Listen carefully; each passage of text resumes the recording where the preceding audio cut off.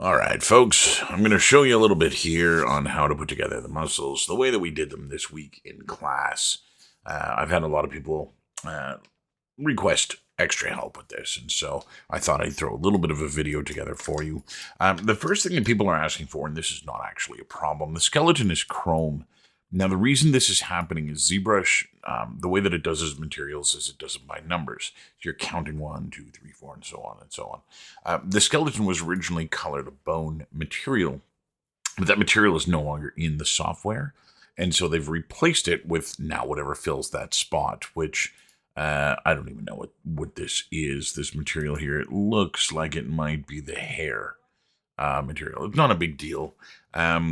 There are no grades associated with having the skeleton colored correctly.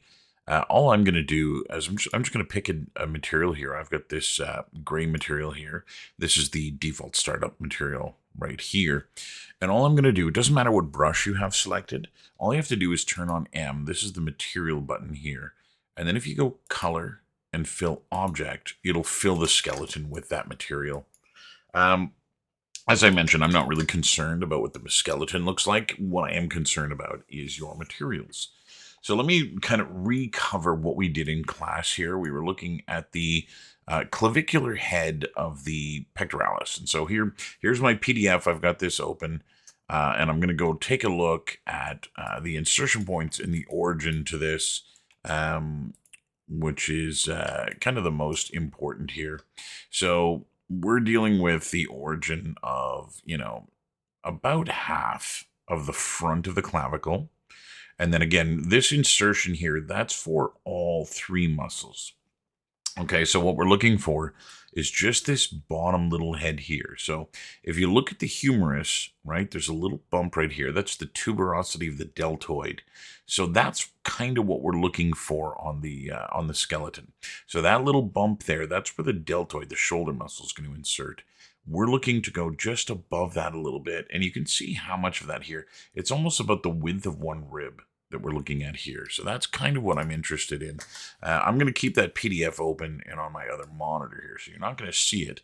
But I am kind of paying attention to that as I go. If I go and zoom in on the skeleton, she does have the tuberosity. I just went and undid that. Let's redo that. She does have the tuberosity of the deltoid, but it's really, really small here.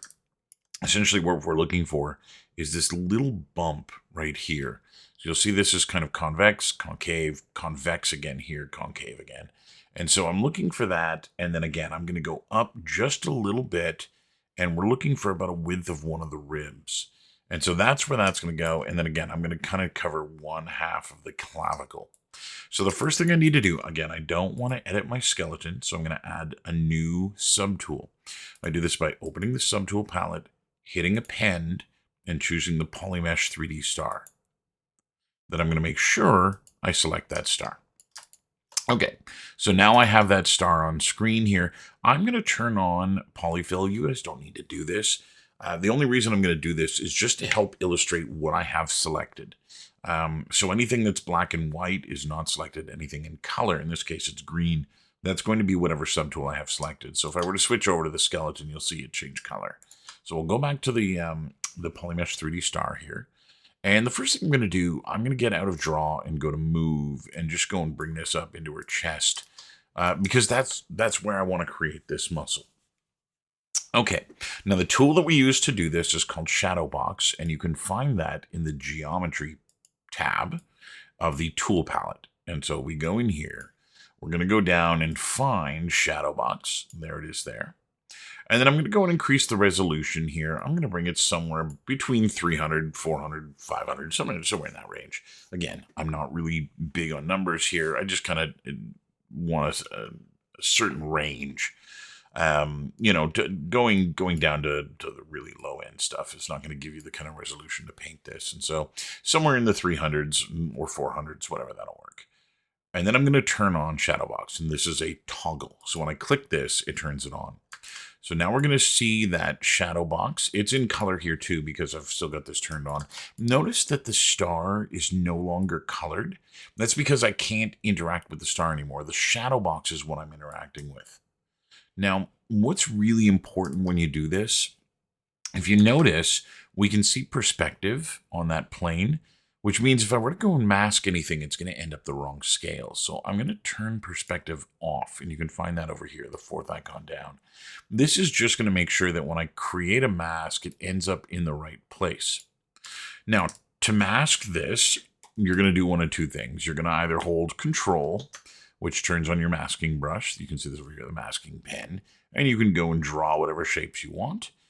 And you can hold Control and Alt to unpaint the mask. Now, these little circles that you're seeing on the plane here, that's just an artifact of the cursor being redrawn. And so don't concern yourself with that. The other thing that you can do is you can draw a box on the background. Now, if you draw a box on nothing, it clears your mask. If you have a mask and you click on the background, it inverts the mask. Okay, so we don't want to actually do that. The next thing that I need to be aware of is if I draw my mask across her neck here, so you see that, you'll notice that her neck actually blocked the mask from being created. So geometry acts as a mask. It doesn't allow us to paint. So what I'm going to do is turn on transparency, that's over here, and that's going to make the skeleton transparent, which is then going to allow me to mask in front of it. Again, since we're trying to put these muscles onto the skeleton, that's of hyper importance. Now, I'm going to bring my crosshairs, my scale down on my cursor here. I'm just holding spacebar, and that puts my cursor directly on that shape. And then I'm going to go in, and I'm going to hold Control, and I'm going to mask along the front of her clavicle. Again, I'm going to stay shy of the manubrium here. I'm going to find that tuberosity of the deltoid and go just above it, about there. And it looks like I didn't get a mask there. There we go. So there's the tuberosity of the deltoid. I'm up here a little bit. I may even want to go in and just make that really, really small. But again, that's decent there. The only other thing that I need to do now is just go and connect these two. So the top goes to the outside here. And then the inside is going to go to the bottom. And I want to kind of treat these lines here as straight as I can. And then we'll go and fill in the inside. So I'm going to make my brush a little bit bigger to fill in the inside. Any of these little tiny dots are going to create problems with the geos. So if I can fill all this in with my mask, something like that, a little more here, we now have a shape that's fairly usable. So if I zoom out and turn around here, I don't really need to put anything on these other things. You can use this as the thickness if you want. That's really thick for a female skeleton. So again, I'm going to draw a box out here. And before I let go with my crosshair, with my cursor, I'm going to push spacebar. And then I can move this. And I'm just going to line it up here with the muscle and make it, fairly thin. That'll work. I think that's probably all I really need. Now, when you're pleased with the shape that you've created, all you have to do is turn off shadow box. And what that'll do is it'll get rid of the shadow box and keep the geometry in its place. Now, the next thing we have to worry about is our polygon count. This thing is 10,000 vertices, which is way too many. We don't want to have that in play here. And so I'm going to turn off transparency. That is no longer needed. So the next thing I'm going to do here is also under my geometry panel in the section called Z Remesh. And what this is going to allow me to do is retopologize this mesh based off its shape. So there's several different remesh options that you have here in ZBrush. Dynamesh does a projection. That's essentially what we're getting here on the model as you see it. It's just projecting a grid from X, Y, and Z. And wherever that grid interacts with the model, we get those polygons in place. And so we get these kind of weird quadded out polygons on the edges where it's trying to maintain that shape. This isn't good. We have too many polygons here, and they don't actually flow in the direction I want them to flow. They're kind of more like a grid, right? And that's not exactly what we want. So Dynamesh is not the option. Z Remesh is the option. Now, what I'm going to do is I'm going to turn my target polygons down to 0.1. Now, this number, target polygon count, if you put your cursor over anything in the UI here and you add control to it, a little window is going to pop up. So if I put my cursor over Z add here and I add control, it tells me there's a little pop-up that tells me what that does. So if I go over to the target polygon count and I put my control button down, This tells us that this is the polygon count in thousands of polygons. So any number that's in here, you multiply by 1,000, and that's what the polygon count is. So, for instance, if you read the bottom of the thing here, it says a value of 5 would result in a target topology of 5,000 polys. So, point 1 should give us around 100. Now, it's not going to be incredibly accurate. This is close, but not all that close. You'll notice that I told it to give me 100, and it gave me 366. There's only so much that it can do. Now, that's not too bad, right? We've got really low-res geometry now that's going to make our lives a lot easier for placing this. Once we need to add detail, we'll then increase the resolution. But for now, this is probably all we need. So the next thing that we got to do is we've got to get this into a better place. Right now, it's perfectly flat, cutting through her collarbone, and it doesn't actually touch her arm. So we want to get this into the right place and then start adjusting the shape so that it actually ends up in something a little bit more accurate to the muscle. To do this, I'm going to switch to the Move tool, and this is going to make our gizmo appear. Now, I'm going to hold Alt down when I do this, and holding Alt allows me to move the gizmo around, place it wherever I'd like. I'm just going to place it somewhere along the center of this collarbone area. And then the other thing that I want to do is I want this green axis here, the y-axis, to point down the length of the muscle towards the insertion. So again, once this is in place, I'm going to hold Alt. I'm going to click on the circle and rotate it. And I don't have to be super exact here. I just kind of got to get it close to the right area. Now, what that's doing is it's setting the pivot point for the geo. And that's really important for what I'm going to use next. The next thing I'm going to use is the spline. So while I have this tool open, there's a bunch of icons along the top here. The gear is the one we want. That's our settings. We're going to go in there. And then we've got different types of transformations that we can do with this thing. The one that we're interested in is the top of the second row here, or the second column. This is the bend curve. Now, when I click on this, we're going to get a bounding box around our geo, and then two little orange points, one at the bottom, one at the top. Now, these are situated along the muscle's length because we oriented that gizmo. If you don't orient the gizmo, they're just going to be straight up and down. They're not going to follow the direction of the muscle. Now, what these things are, these are vertices along a spline. So right now there's only two of them, which means the spline goes from point A to point B. These little cones situated on the bounding box allow us to manipulate the spline. So what I'm going to do, I'm going to click the orange one. You can see the little word that pops up here. It says curve resolution. So I click on this, and then when I'm holding it down, I can drag up or down or left or right to change the number of vertices that are there. Now, I don't want to put too many. As soon as you have too many vertices, like if I go somewhere like this, now I'm moving like very small amounts of the mesh, which is really, really hard to do. And so what I want to do is I want to probably keep this to about maybe 5 at the most, right? I don't want to get too overly complex here. And one of the things that you can do is you can actually do this in stages. So for instance, right out of the gate, I'll keep it at 2, and I'll move the bottom one back so that it touches the humerus here. And then we can take the one at the top and we can bring it out.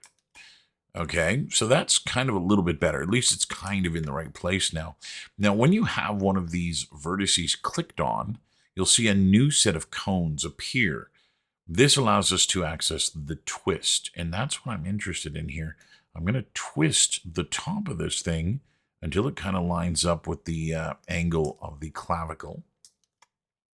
And then I'm just going to bring it out again. Now, we're not going to get much better than that with this low resolution, but I'll do that. And then I'm going to go and add another point to this. So we're just going to add a third point. And my reasoning for this is that I don't want this thing to interfere with the ribs. So it should not collide with the ribs. So I'm going to pull it out. This is doing a little bit of damage here as well. It's kind of pulling these things off. But again, there's only so much you can do at this stage without it actually getting, overly complex. So once you're kind of happy with the way that this is going, that you've got it relatively close to the place that you want it, I'm going to switch back out of Move into my Draw tool. Now, this is really important. There's a very specific brush we want to be using. I'm going to hit B on my keyboard. That's going to open up the brush menu. I want to use the Move brush. That starts with the letter M. So I'm going to hit M.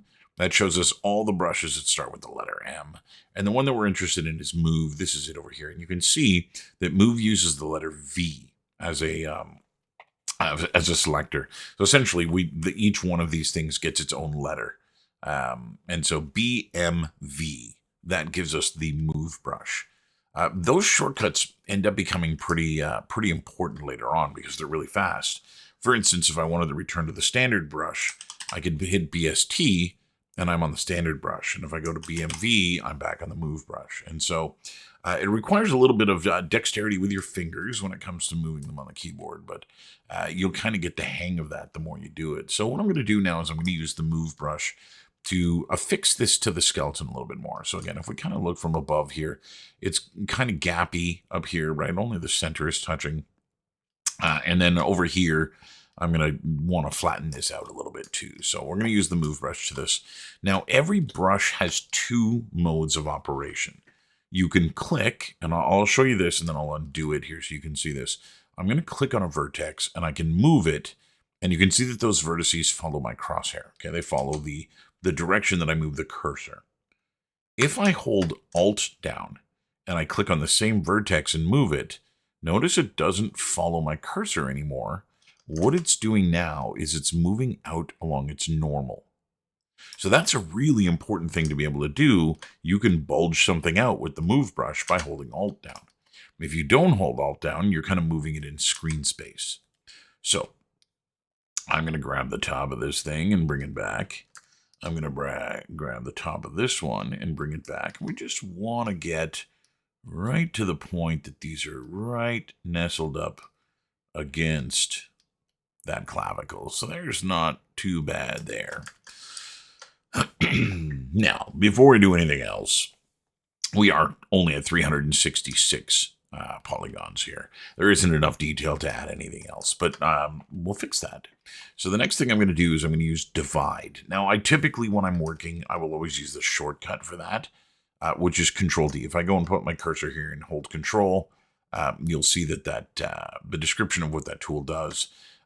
This just subdivides. It's kind of like a turbo smooth inside of 3ds Max. It's going to take every vertex and add a new vertex in between them on every edge. And that's going to subdivide this, essentially multiplying your polygon count by 4. And so when I hit Divide, we're now at 1458.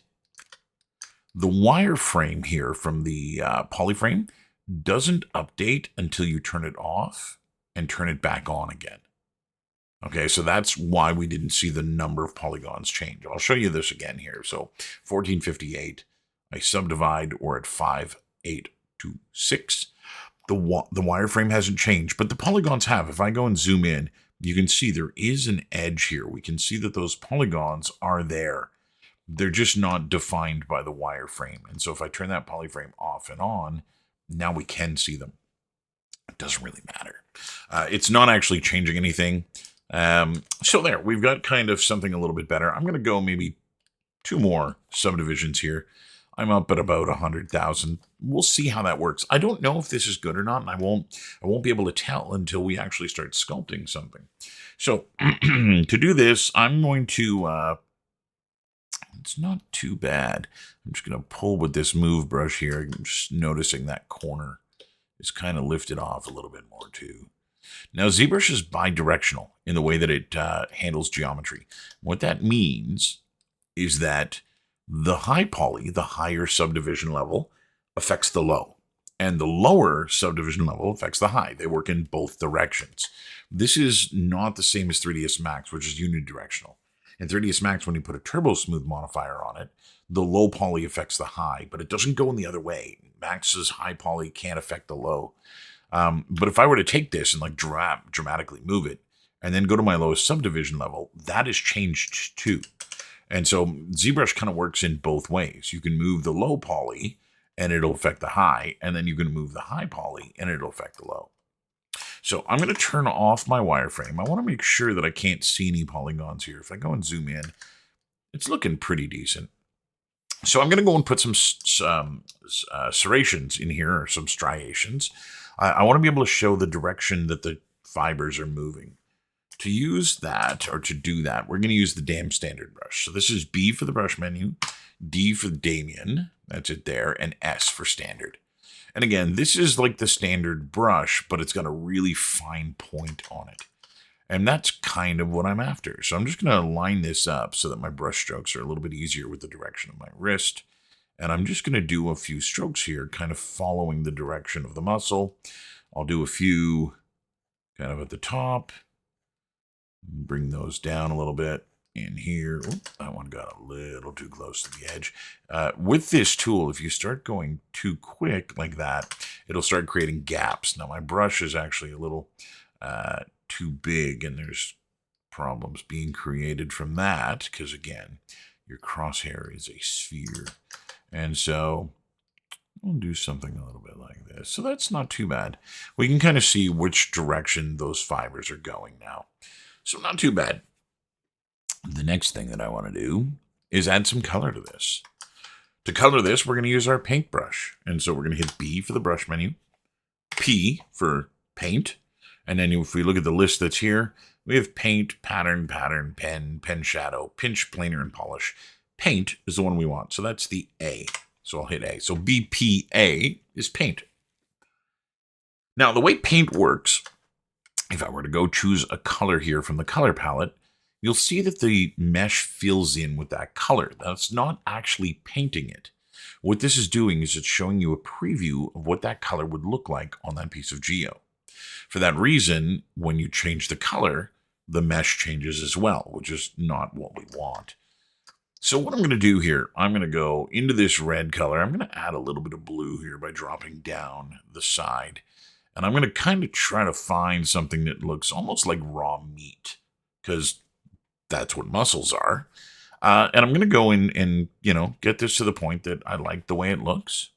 And then we can do two things. With the paintbrush, we can either just make our brush really big and start painting until the whole thing is that color, or we can go to color and fill object. Now remember, we don't want material on with the paintbrush. We just want RGB. So color, fill object, and now this thing is all that color. The next thing I'm going to do is go in and start painting some tendinous areas. So that's going to be something in kind of a yellowish color, maybe something in about here, kind of this little tan color. I'm not really concerned about the colors. We're not trying to aim for accuracy here. And then what I'm going to do is I'm going to go in with this paintbrush, and I'm going to go just really kind of delicately across the top here and do something about like that. And then I'm going to zoom in here a little bit. We're going to make our brush just a little bit smaller. And I'm going to just feather this down a little bit, starting to bring some of these things kind of towards the striations a little bit. So kind of just bringing this in that same direction to try and make it just look a little bit better than just a simple band of color. Maybe something like that. You notice I'm not putting a lot of time and effort into this, right? We're cognizant of how much time we're spending doing this. We don't want to,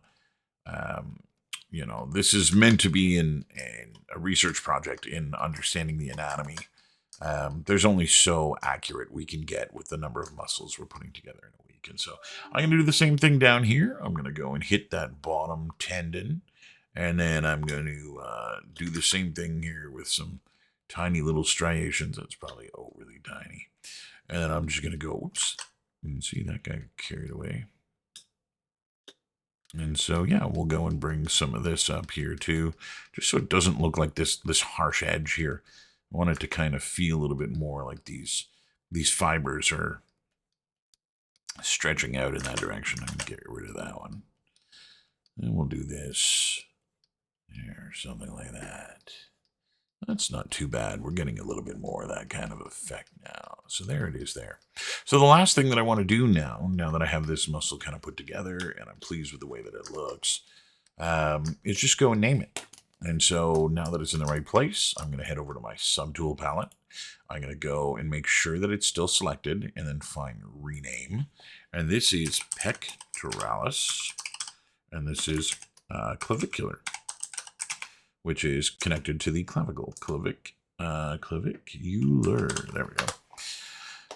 And that's that. So then I'm free to go on. I would, for the next muscle, I would go to append again, choose another polymesh star, and continue building around.